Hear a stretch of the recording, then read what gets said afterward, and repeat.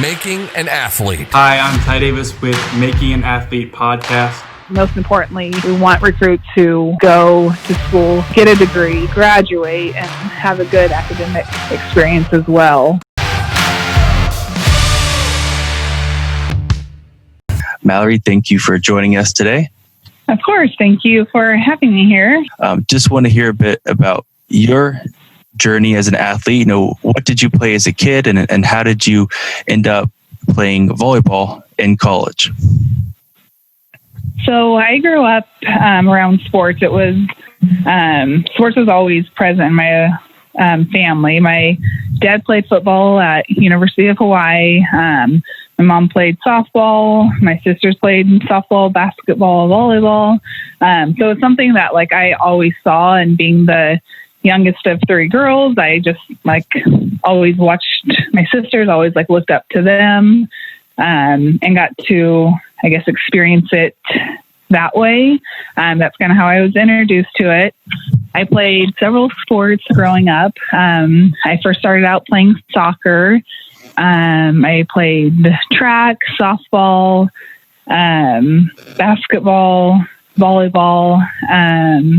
So just involved in several different sports, and I'm very thankful that my parents gave me the opportunity to experience the many different sports and figure out what it was that I liked best. So, like I said, with our family, we would, our vacations were kind of planned around mine and my sister's tournaments or games. And if someone had a tournament, say in Phoenix, Arizona, that's where our vacation would end up being. So our whole life, it was just it was kind of revolved around sports, which I'm very thankful for. And it kind of made it a unique experience for us growing up. And that's very committed and dedicated parents. Yes, definitely. My parents were at everything. They didn't miss much, and they did whatever they could to keep us involved. So I'm very thankful for that. When you started to kind of move towards picking did you play multiple sports in high school too, or did you kind of just start focusing in on volleyball? I guess, when did you start thinking, hey, I may want to play volleyball at the collegiate level? So I was probably, I would say, about 8th grade when I really started thinking about this could be a possibility of me playing in college. I did play multiple sports in high school. I did volleyball, basketball, and track all throughout high school, all 4 years. Wow. But I only played volleyball as far as club or travel ball. So it was always a hectic schedule. I remember, especially for basketball and track, I would have basketball practice and go right from basketball practice to club practice, or once it got to the spring season, I would have a track meet and have to go directly to volleyball practice right after that. So it was always a busy and hectic schedule. But I think it was definitely doable just doing one travel sport. I don't know that it would be possible. Maybe there are some who play 2 sports, like travel or club ball, but playing through high school with other sports and then focusing on one travel ball was doable for me. And I was in 7th grade. I first started playing volleyball when I was in 6th grade. My middle sister played club volleyball, and at that time, my focus was track and field. That's kind of what I thought I was gonna go on in, and I went to the Junior Olympics for track and field, and I decided to give volleyball a try just because I was watching my sister and it looked fun. And so when I was in 6th grade, I tried it out. Sorry to interrupt, but just curious, what event did you do in track and field? I did, that time it was a pentathlon. that was kind of like my main focus. But like long jump, high jump, and then like through high school, I was on the 4x1 relay, and I threw shot put and discus as well. All right. Sorry to interrupt. I was just curious, but I'll let you keep going. Sorry about that. Just real curious. Oh, it's fine. So yeah, I saw my sister playing volleyball. It looked fun, and I decided to give it a shot. And I absolutely hated it. Like that, when I was in 6th grade, I just did not like it at all. Like I said, I was still so focused on track that I just really didn't, I think, give it my full attention. And so when I was in 7th grade, I didn't play club, and I was just no, that's not for me. I don't want to play. But then my sister kept encouraging me. She was just Mallory, you can be so good at volleyball. And I'd still we play out in the front yard and just kind of for fun. And so she just kept encouraging me. And then in 8th grade, I gave it another try for club and fell in love with it and haven't stopped loving it since. Oh. So yeah. It was cool. So I was glad to have my sister there, motivating me and encouraging me to give it another shot. That's awesome. That's awesome having that competitive, not even just competitive, but that motivation from an older sibling. For me, I was the older brother, and the younger brother, I'm not going to say he was motivated off of me, but he, I chose baseball, and then he took a real liking for baseball, and he was actually more raw talent than I had, and he just kind of took off easier for that. But I feel like you younger siblings sometimes get the better raw talent. I think it's true. I mean, I think part of it has to do with just growing up and watching your older siblings playing and getting all those visual reps before you actually go out there and do it yourself. Yeah.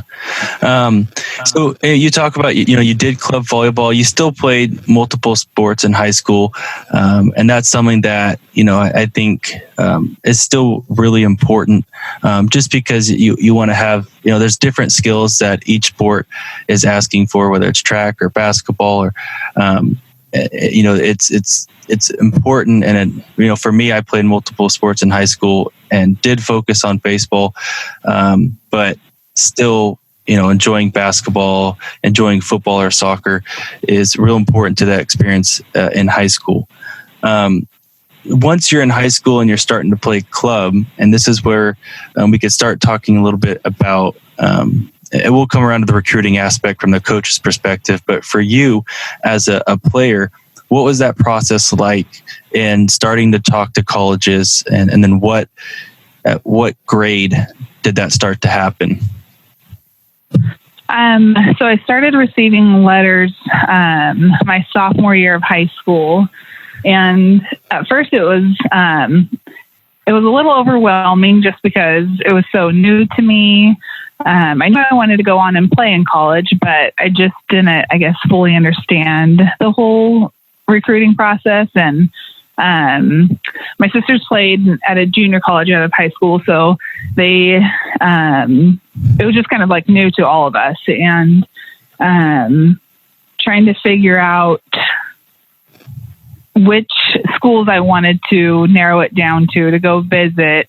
And being so young, it's a lot to think about at a young age. And so my main thing was, so I grew up in Bakersfield. I was born and raised there. So I just wanted to go somewhere a little different. I either wanted to go somewhere near the beach or in the mountains. And that was kind of my thing. I really didn't think about other factors like classroom size or the travel that's involved. It was just kind of I wanted to go somewhere different, and I wanted to be at it big time athletic school. So I started taking visits, took some unofficial visits, and ended up taking an official visit to University of Colorado. And I just loved it there. It was a very beautiful area, very beautiful campus. I really enjoyed the team. I actually knew a couple of the girls on the team. They also grew up in Bakersfield, but had moved away, I think probably when I was about 8th grade. So I kind of knew them. Our dads had actually coached football together. And so there's kind of that connection that where I just felt a little bit more like at home than I did with the other visits. And so that's where I ended up choosing, was the University of Colorado. I went there my first 2.5 years. I had a medical red shirt my first year due to a shoulder injury, and then played 2 seasons there. And then I had decided to transfer. It was hard being away from home. And like I had mentioned earlier, I was just very close with my family. Like we did everything together, and it was just hard not having that same dynamic and not being able to just go home on the weekends to see family when I wanted to. So I ended up transferring to University of the Pacific and finished out my last 2 seasons there. And from that recruiting outlook, I kind of knew a little, I knew what was more important to me at that time compared to when I was 15, 16 years old in high school making this decision. And I knew I didn't want, out of high school, I did want that big time, like university feel. But then once I had that, I realized that that wasn't really important to me. And for me to be successful in the classroom, I felt that I needed kind of a smaller, more intimate setting where I could get to know my professors and have a relationship with them. Whereas at Colorado, like I had lecture halls where there are about 500 students in there. So you're just a number in the classroom and you don't ever get to know your professors, which that made it really hard for me. And when I did go to University of the Pacific, it just made a world of a difference for me as far as taking an interest in my major and my academics. And I excelled much more in that type of environment. So there were things like that. I wanted a team who was very close and had that tight-knit like team chemistry. And I really felt that when I went to UOP on my visit. And so it was definitely, there were different factors that I considered in high school versus when I transferred. And so that would be just like one thing I would probably do different if I had the chance, is just like really identifying which factors it is that are most important to me. And I would say that would be being close to family. So like the location, the size of the university, and then also faith is very important to me. I grew up in a Christian home and I didn't necessarily need to go to a Christian university, but I wanted to have like those friendships and connections with my teammates. And that is something that I found at UOP. So yeah, it was just very different factors that I looked at. And I think that just kind of came with experience and maturity.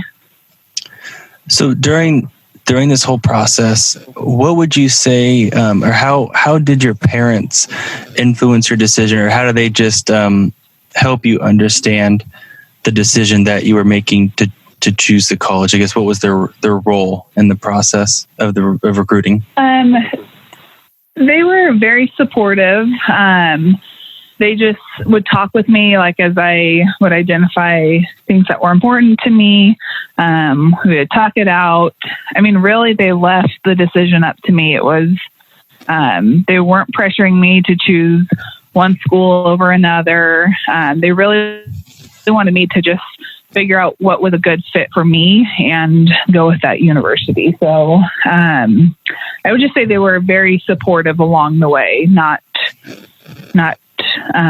causing like pressure for me to choose one school over another.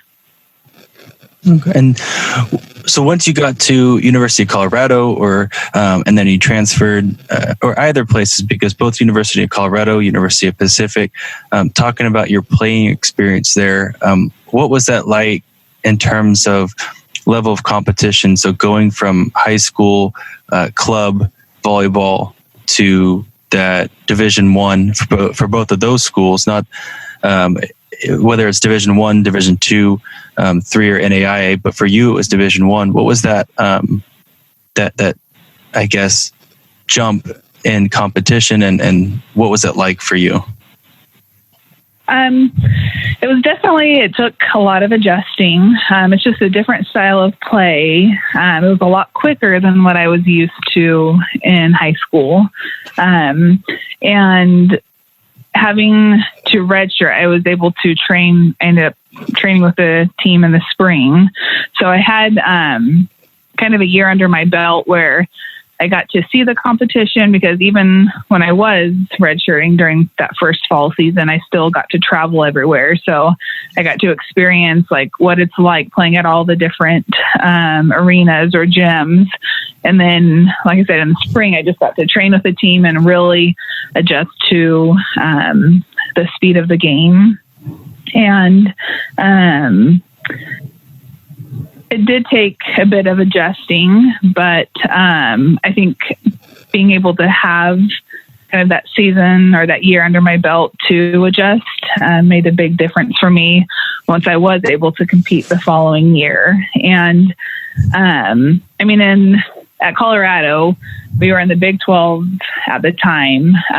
So we're playing teams like Nebraska, Texas, Baylor, Texas Tech, Kansas State, Iowa, just some like really strong teams.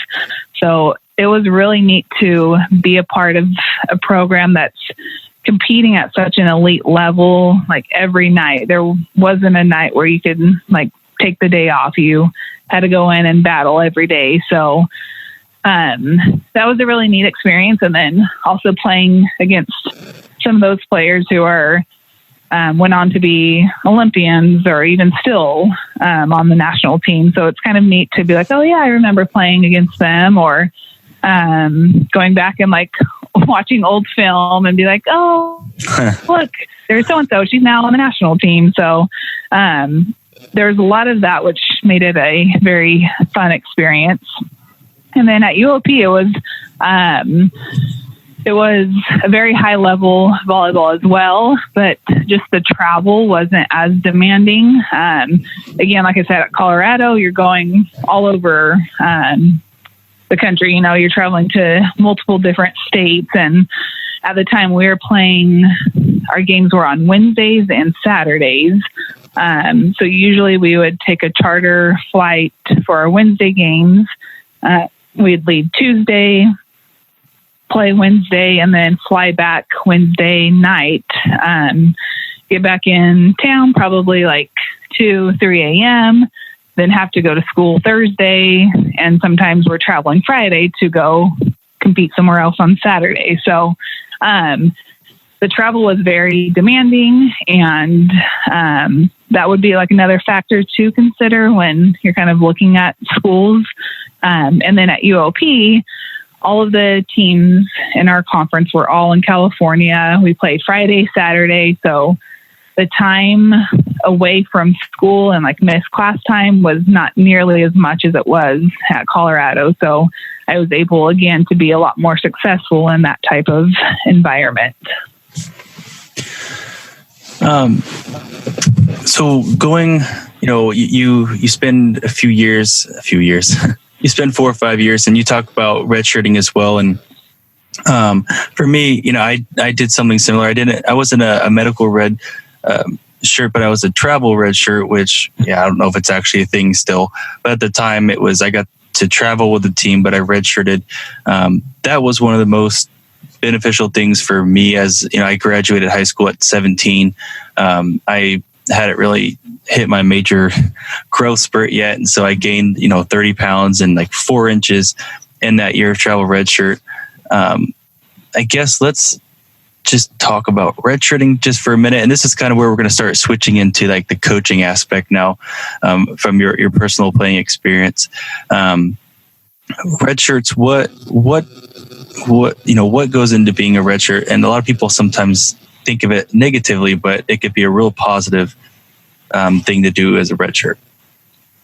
Right. Yeah, you're absolutely right. A lot of people see it as a negative thing, but I think it's a very positive move to make. I know it's hard because a lot of the student athletes who are being recruited, they're coming in as freshmen. They had experiences at high school where they're kind of the all-star, they're the talk of the town, everyone knows who they are. And so they don't want to go from that experience to a college and be like, have no name for themselves, you know? They want to start creating that identity and start creating that name for themselves right away. And so that's hard for a lot of people to kind of step back and make that decision. But there are a lot of things when you get to the college level that you don't really think about that can affect your play. Like I mentioned, with school, with travel, adjusting, like being away from home, going through like personal issues. There's just a lot that goes into that first year of college where you're learning how to be a little more independent. Like you don't have mom or dad there taking care of you anymore. It's kind of, you're on your own trying to figure out things for yourself. And many student athletes need that year. They need a year to be able to kind of figure out who they are and understand what, like how to prioritize. And they need that year of like either growth or maturity. So I think being able to redshirt will help them a lot in those areas, like off the court. But then on the court, kind of how I mentioned, for me, the speed of the game was much quicker in college. And so I had that first year of being able to adjust to it. And when I went in as like my redshirt freshman year, it wasn't a shock to me. And I think that happens to a lot of student athletes where they get out on the court or they get out on the field and it's just a completely different game and it's kind of a shock to them. And sometimes that can work negatively where they just like kind of give up or they don't know how to cope. They don't know how to figure things out quick enough.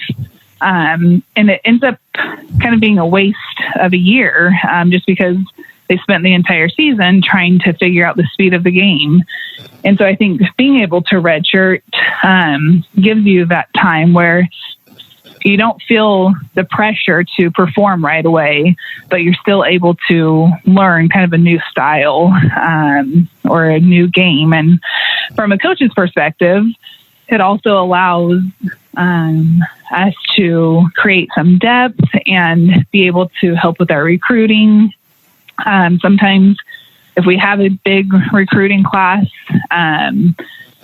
say our junior class is a very big class and we know we're going to have to fill a lot of roles, we might bring in a couple girls when that class are seniors so that we can redshirt a couple. Then that senior class graduates and now we have girls who have been in the program but technically still have 4 years. So it allows them to kind of come in right away as a freshman or as a redshirt freshman and be able to make an impact without having that shock of a completely new game. And that makes perfect sense because it's I always had a coach. I'm going to try not to say this on too many different podcasts, but he always told me, in high school, it was my high school baseball coach, Dave Rodriguez, and he had said, you have 4, maybe 5 more years of baseball after high school. And at the time, I didn't understand what 5 years meant. Like, you can only play 4 years, but I didn't understand that redshirt aspect.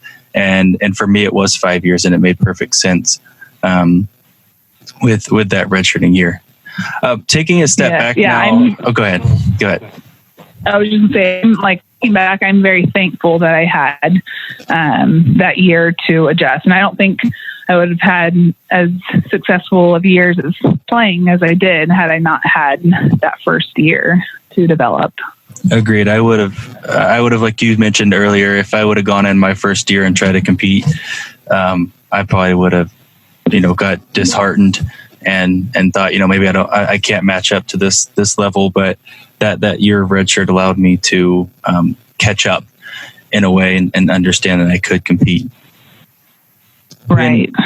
And, taking a step back, we're going to come back to that college level, but I want to go back because a lot of listeners, with whether they're student athletes themselves or their parents of student athletes, or what we're going to kind of hone in on volleyball. So, what would you recommend, or when is a good starting age to get a kid into volleyball? And then after you talk about that, kind of go into, and this is kind of a very heavy question or weighted question, but talking about that starting age, and then talk about the differences of club volleyball and then school volleyball and what both of them mean. Okay. Well, I would say you just kind of need to identify your child's goals. If it's to keep them occupied, maybe you just want them to have fun, maybe form friendships or introduce them to a sport. I think it's fine to start them at a younger age, like maybe around 10, 11 years old. But this is just, I would say, like a couple months out of the year. It doesn't need to be anything major. It doesn't need to be you're traveling out of state, or even out of your city to go compete. I think just kind of practicing and being introduced to the sport is enough. Then I would say once you identify that maybe your child has the potential to go on and play in college, I think 14, 15 years old, I would say more like 15 years old would be a good time to start club volleyball or travel volleyball. And if you're really trying to pursue that college career, then you want to be on a team who does travel to some of those national qualifiers, because that's where most of the coaches are. They're there recruiting. And so you want to make sure your team is going to some of those bigger tournaments so that you're able to get the exposure as well. And I know there's club teams who, they have 12 and under. And I think that's great and all. It's giving them a lot of touches. They're developing a lot. But I personally don't think it's necessary to be traveling all over the state, missing school at such a young age, when you're that young. So the difference between high school and club sports, high school, it all depends. Like, you may be on a high school team where most of your teammates have played club and have a lot more experience. My experience in high school was I was one of maybe 2 or 3 who had experience playing club. So the level wasn't as high, but it taught me how to be a leader. So I was able to kind of develop my leadership. And usually for high school, you aren't traveling to as many tournaments. It's all kind of local. Whereas with club, you're traveling everywhere. You're playing probably every other weekend from January until June. So it's very demanding. You're traveling usually to like your area tournaments or your power league, which is like within your region. So for Northern California, you most likely would be traveling to the Bay Area every other weekend. And then the other weekends, you're traveling to national qualifiers. And that's anywhere. There's Vegas, Colorado, Dallas, Atlanta, Utah. It's just all over the country. And so it kind of depends on where your club chooses to travel to. And club volleyball it's grown so much, and it's a very crazy environment. I remember as a coach, my first time going in to recruit, and there's about 80 courts in this big convention center. And I'm like, where do I even begin? Like, there are so many teams, so many kids here playing. And so it's just, you see a lot of volleyball. Like, you're spending the entire day there at the convention center. So you're getting a lot of reps, and you end up playing at a high level. That's where a lot of their recruiting happens for volleyball. It doesn't happen as much high school. Pretty much everything is done through club. And the reason is because high school volleyball is the same season as club volleyball, high school volleyball is the same season as college volleyball. So it's very difficult. Like, when we're in season in college and I'm coaching or we're traveling, we have games, it's hard for me to get out and go see some of these high school teams, even when they might be down the street, because our practice time is at the same time that they're playing. So it makes it very difficult to do much recruiting through high school. Club volleyball is during our off season, like I said, from January to June. So that's where we get all of our recruiting done. So you're just getting your travel schedule ready to start going out and start recruiting again. Yep, exactly. It's already started. All right. So we're talking about qualifiers, and you went in on, how that's important, these, big conferences at conventions. Can you talk a bit about camps, like camps that are being hosted at the universities? What's the benefits of those? And is there such a thing as like a prospects camp in volleyball? Yes. So there are, for volleyball, they're usually called showcases, and it's usually, most of them are held the first or the day before, like, these national qualifiers start. So you have a national qualifier in Denver on Saturday, Sunday, Monday. Then usually that Friday before the tournament starts, you have a big showcase. And every organization does their showcases a little differently. Some of them will be any ages, but a lot of them focus on unsigned seniors. And I would say, as far as choosing to go to one of those, really do some research on each of them, just to make sure that there will be college coaches in attendance. If that's your goal, is to be seen and to be signed. You want to make sure that there are a good handful of coaches who will be there to watch and evaluate you. And almost all of these showcases will announce, usually through their website or an email, which coaches have signed up to attend. And so that'll give you a good idea whether or not it's a good showcase for you in particular. And another thing would just be the word of mouth. I know there's always new showcases that are popping up. Some of them are great. Some of them need a little organization. So I would just ask around, ask other parents, ask other kids, other coaches, which showcases they've been to and have been most helpful in their recruiting process. And if you aren't sure, you can even ask if there's a college coach that you're somewhat in contact with. You can ask them, hey, I'm considering going to this showcase. Would you advise me attending this one? And just see what they say. You can kind of get their input that way. As far as camps go, it's kind of the same thing. You want to ask around, kind of find out word of mouth, which camps are most beneficial to you.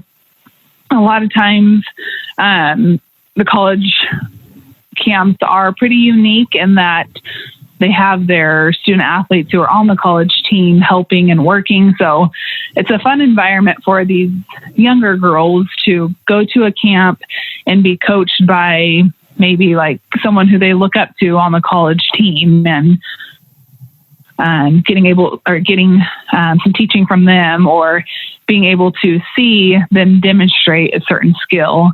And I think that has a lot to do with the success of a camp is, do they have people there who can demonstrate? Because there are so many kids who are visual learners, and they need to see someone demonstrate the skill prior to attempting it themselves. So that's why I think college camps are tend to be pretty helpful in that nature. And I know there's a lot that are like overnight. So if you're wanting to go maybe off to like a big time college, you can look to see which ones offer overnight camps.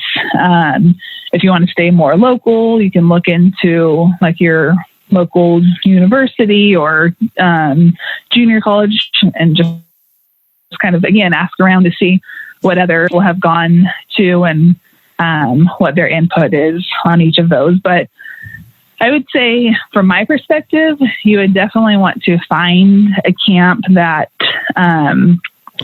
will kind of break down the skills and will teach you versus they just throw you a ball and you're scrimmaging the whole time. You know, that's kind of what you're getting at practices through like school or through club. Like you want a very unique experience where you're going to be taught and they're going to invest their time in making sure that you're improving and that you're understanding. You don't want to just go somewhere where they're just collecting a check and then they just let you go play and do whatever. So for junior college athletes that are still trying to move on to that next level, how can they get noticed if they're past the club age?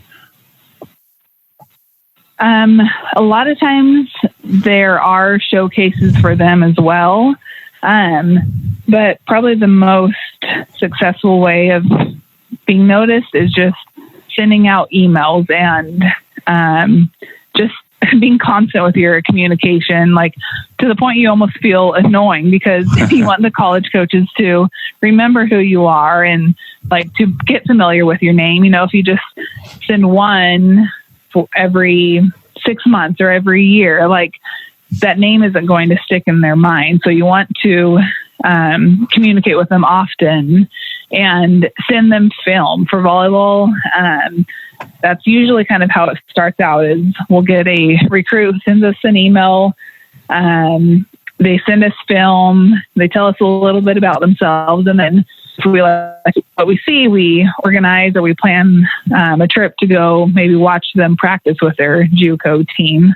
So I think it's just a lot of like the conversation and the communication needs to be initiated by that recruit and just constant communication. During the process of these volleyball players as they're going through different ages, how do you view parent participation at different age groups? Right. I mean, I love parent support. I love for parents to be involved. That's something that definitely stands out to me when I'm recruiting. But at the same time, like once the recruits get to their college program, there does need to be that separation where the student athlete is starting to speak up for themselves and they need to be able to find that voice. So if there's a question, maybe they want to know if there's going to be more scholarship money for them. Like those conversations need to be led by the student athlete and not coming from the parents. When it comes to like skill instruction, I've seen parents who are very supportive of like what coaches teach and just like, well, you got to really invest in taking what your coach is telling you, even if it's different from what you've learned in the past. And then I've seen on the other side, unfortunately, parents who say, well, or kind of badmouth, like, well, the coach doesn't know what they're talking about. This is how you've been taught in the past. So again, I love the parent support. I love the parent involvement. But it needs to be all focused on the same goals and the same intentions as like what the coach and the program is trying to do as a team. So you don't want to really take away or like, you don't want to feel like you're fill their minds with, well, they don't know what they're talking about, or this is completely different than what I've been taught before. You want to encourage them and say, hey, like this may not be how you've been taught in the past, but it's going to really help you to develop this skill and just trying to think of everything in a positive way. I think that'll really help the experience for everyone involved, for the parents, the student athletes, the coaches, and will allow everybody to kind of maintain those good, positive, healthy relationships. In your experience, and you've played Division I, you've coached at Division I, Fresno State, and now Stanislaus is Division II, and then there's Division III schools. When I look at baseball, because that's my experience, and everyone says, Division I, there are a lot of, really good athletes at Division I. But if you were to go back and look at, people who are playing in the pros or people who are drafted, it ultimately, it was Division I, II, III NAIA players that all ended up there. So it still was a level, a pretty standard level of competition across all of those. What is the differences in if there are any, in your opinion, for Division I, II, III NAIA?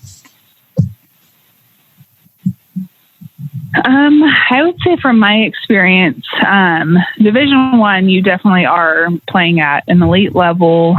For the most part, you're competing at a very high level. But it tends to be, like, your experience tends to be more focused on your sport, whereas Division II, I feel like you're playing at a high level. I would say the level of play for Division II is probably anywhere from like the mid D1s to lower D1s. I think there's several D2 programs who could beat D1 teams. And I see that happen a lot. And there's just kind of like this preconceived notion that D1s are better or play at a higher level than D2. And that's not always the case. Like I said, the level of play is probably like mid Division I level.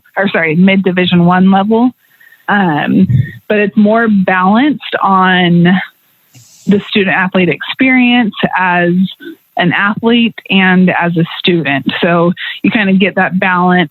It's not all focused on sport. You get the balance between the two different worlds.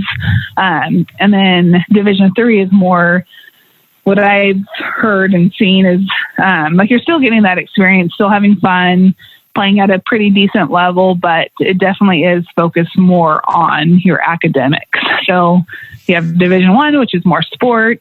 Division II, focused on both sport and academics. Division III, more on academics. And you're still getting great experience in all areas, but that's just kind of the general things that I've noticed. So you talk, and we're heading towards the tail end of our conversation here. So I have a couple more questions. We'll do like a quick speed round. Two more questions I have for you. And you talk about academics. As you're recruiting, it's almost understood that academics are important, but as a coach who's recruiting, how do you look at academics and what do you consider when looking at a possible student athlete to be at Stanislaus? Academics are definitely a very important part of the recruiting process. And a lot of times it separates two different recruits. You have two recruits who are at pretty similar levels. Then you go and you look at their academics. You have one who's a much better student. Chances are coaches are going to go with that recruit who has better grades or better scores. And not that you have to have a 4.0, but usually if you see that there is like hard work being put into the classroom, you'll get that same work ethic out on the court. So that's absolutely a major factor when we're recruiting, is we want recruits who want to be there for volleyball, but most importantly, we want recruits who want to go to school, be great students, get a degree, graduate, and have a good academic experience as well. And along with like academics and talent on the court when we're recruiting, I would say like other intangible factors that we look at are their leadership skills. When we're out recruiting, we'll look at, I'll look at during timeouts, is this recruit paying attention to their coach, or are they staring off into space, not really like following directions? I've even looked at in between matches, seeing how the recruits are interacting with their teammates. Are they being a good teammate and supportive, encouraging, or how they interact with their family, maybe how they interact with their parents. Like I've seen, like if I see a kid who like yells at their mom, like, "Mom, get me a Gatorade," versus like, "Mom, can you please bring me a Gatorade?" Like that just makes a big difference. Like having that respect, or lack of respect, goes a long way. And they're all factors that I look at and that I take into consideration, just because with recruiting, you're trying to get a lot of people who will be on the same page as you and who will like follow your lead, versus recruits who are going to fight you on every little thing. So, to me, it's really important, in order to like create that great team chemistry, and to create a very solid culture. I put a lot into looking at other factors besides just their talent on the court or even academics. So talking about talent, and this is our last big question, is and I know there's a lot that goes into the specifics of each position that you're recruiting, but if you could touch on the top one or two things that you're looking for, skills that you're looking for each position. Okay. So, for outsides, I would look at their ability to play all 6 rotations. So are all of their skills developed, or are they very just focused on being a hitter? Because as an outside, you need to be able to kind of do everything. You have to pass, you have to serve, you need to be able to play defense, you need to be able to hit and to block. So outsides are very important in that they're going to be getting a lot of touches, and they need to be very skilled in different areas. When it comes to like choosing the 2 most important, I would say passing and attacking for outsides. And that would probably be the same for right sides as well. Right sides and middles would probably be more attacking and blocking, would be the 2 skills we kind of look at a little more with them too. But outsides get a lot of reps, especially as a hitter. They're going to get sets that are in system, and they're going to get sets that are out of system. So they also have to have kind of a good, solid volleyball IQ and understand different situations. If they're out of system, what their options are to do with the ball versus trying to swing away and they swing out or swing right into the block. So they kind of have to have that, being smart with those types of plays. Like I mentioned, middles and right sides would be more focused on attacking and blocking. So they have to be able to understand